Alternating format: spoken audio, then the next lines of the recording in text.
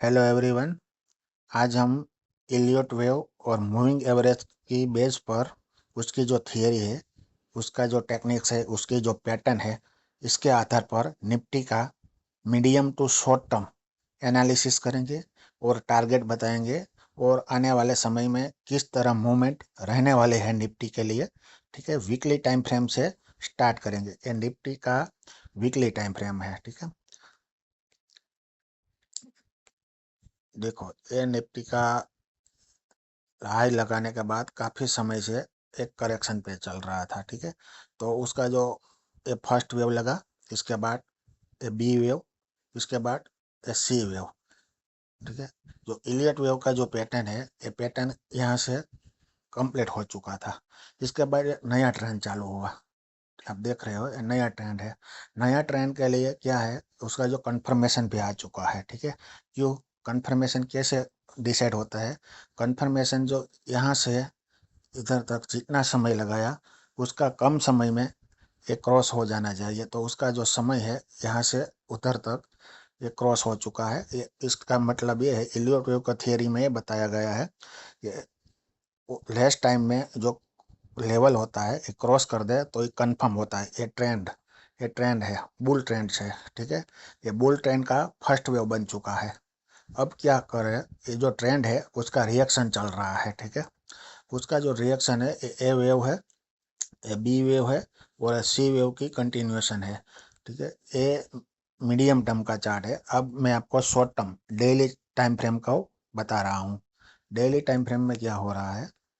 ठीक है, ये फर्स्ट वेव तो आपको जान चुका है, ये ट्रेंडिंग है। फर्स्ट वेव है, फर्स्ट वेव का जो सेकंड वेव है उसका करेक्शन अभी चल रहा है। करेक्शन में ये ए वेव बन चुका है, ये बी वेव भी बन चुका है, ये सी वेव है। ठीक है, तो सी वेव यहाँ से दो पॉसिबिलिटी है। ठीक है, आप देख रहे हो सी वेव।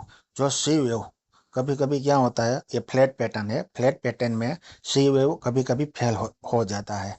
जब भी फ्लैट पैटर्न में सी वेव फेल हो जाता है, उसके बाद की जो मोमेंट है, फास्ट मोमेंट होती है और लंबी मोमेंट होती है। तकरीबन यहाँ से 1000 पॉइंट से ऊपर फास्ट मोमेंट होती है। और जो सी वेव फेल नहीं होता है, तो यहाँ लो लगाने के लिए आएगा। ठीक है, 24,300 और 24,200, मोटा मोटा 24,000 के आसपास उसका करेक्शन खत्म हो जाना चाहिए। ठीक है, और ये 200 मूविंग ईएमए की मूविंग एवरेज भी आती है यह लेवल पर। ठीक है, तो अभी क्या है, ये फर्स्ट वेव लगा, ये सेकंड वेव चल रहा है। ठीक है, सेकंड वेव खत्म हो जाने के बाद जो थर्ड वेव स्टार्ट होता होता है, इसके बाद फोर्थ वेव आएगा, इसके बाद फिफ्थ वेव आएगा। ठीक है, मान लीजिए जो सी वेव, यहाँ से आप मान सकते हैं कि फिर सी वेव फेल हो चुका है। जो फेल हो चुका है तो स्पीड से यहाँ से उधर आ जाएगा। ठीक है, यहाँ से तो मान लेना चाहिए कि सी वेव फेल हो चुका है और स्टॉप लॉस यहाँ रखना चाहिए और होल्ड करना चाहिए। ठीक है, 15-20 दिन के लिए निफ्टी को, और बड़े टारगेट लेना चाहिए। कम से कम स्पीड में थे 1000 पॉइंट का निफ्टी का टारगेट आ सकता है। इफ ये कंडीशन है, जो ये वेव सी फेल हो चुका है तो। अदरवाइज यहाँ से पलटेंगे। ठीक है, ये लो कटेंगे।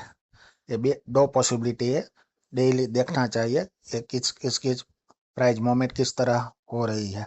ठीक है, आई होप आपको ये समझ आ चुका है medium to short term Nifty का टारगेट और डायरेक्शन। ठीक है, थैंक यू वेरी मच मेरे वीडियो देखने के लिए।